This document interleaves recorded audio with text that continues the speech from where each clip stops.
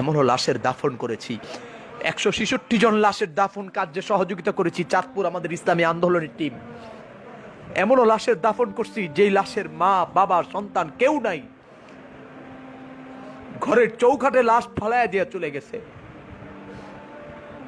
এমনও লাশের দাফন করছি যে লাশের সন্তান ফোন করে বলছে বাবার লাশ অমুক ঘরে পড়ে আছে,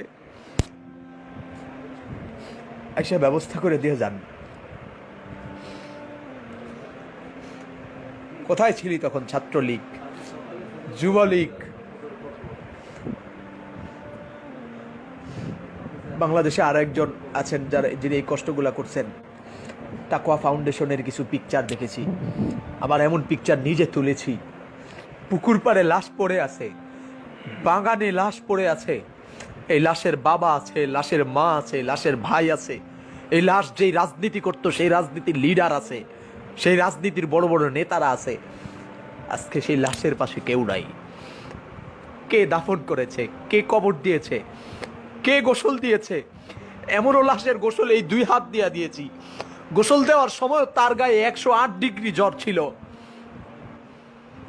108 ডিগ্রি জ্বর ছিল গোসল দেওয়ার সময়।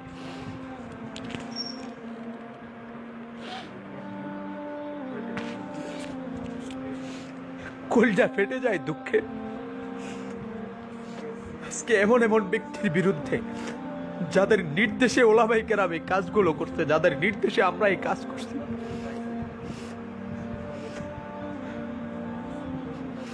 তোমাদের নেতারা আজকে যারা ভাস্কর্যের পক্ষে কথা বলতে গিয়া আল্লামা ফয়জুল করিম আর মামুনুল হক আর বাবুনগরীকে গালি দাও, গ্লাস করা চতুর্মুখী গ্লাস করা রুমের মধ্যে এসি রুমে বসে কোনো কথা বলার প্রয়োজন হইলে কম্পিউটারের মাধ্যমে, মোবাইলের মাধ্যমে ভিডিওতে কথা বলছে, সামনে আসে নাই।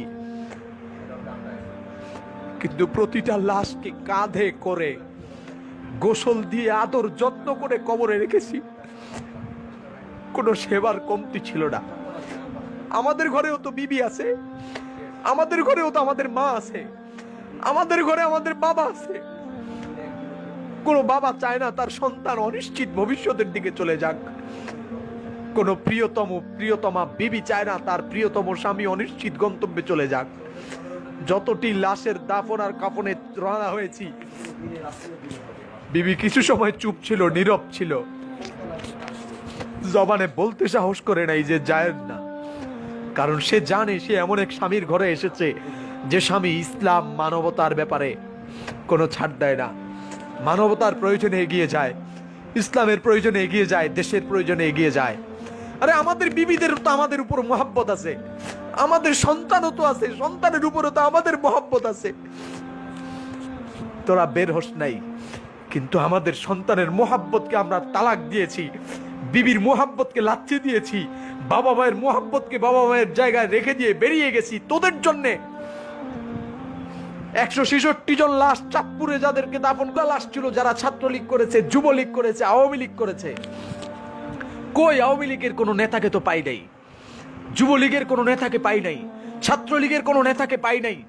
এতগুলো কষ্ট বুকে চাপা দিয়ে রেখেছি, নিজের জীবনকে বিপন্ন করে করোনার লাশ দাফনে এগিয়ে গিয়েছি, কাঁধে বহন করেছি, হাতে বহন করেছি, নিজ হাতে ডলে ডলে গোসল দিয়েছি। আজকে আমাকে জুতা মারো, আমাকে দেশ থেকে ভাগায়া দিচ্ছ, আজকে আমি মৌলবাদী, আমি রাজাকার, আমি পাকিস্তানি, তো তুমি ভারতকে সমর্থন করার জন্য তুমিও বাংলার অপরাধী, তুমিও যুদ্ধাপরাধী, তুমিও দেশদ্রোহী। একই অপরাধে যদি আমাকে দেশ ছাড়তে হয় তো এর আগে তোমাকে দেশ ছাড়তে হবে। আমি যে দেশপ্রেমিক এর কোনো সন্দেহ নাই, আমার অসংখ্য প্রমাণ আছে, এ দেশে আমার অবদান আছে, আমার বাবার অবদান আছে, কিন্তু তোমার কোনো অবদান নাই। তুমি শুধুমাত্র আওয়ামী লীগ এই নামটাকে পুঁজি করে তুমি তোমার পেট বাঁচাচ্ছ, তুমি তোমার সন্তানের আহাল পরিবারের পেট বাঁচাচ্ছ।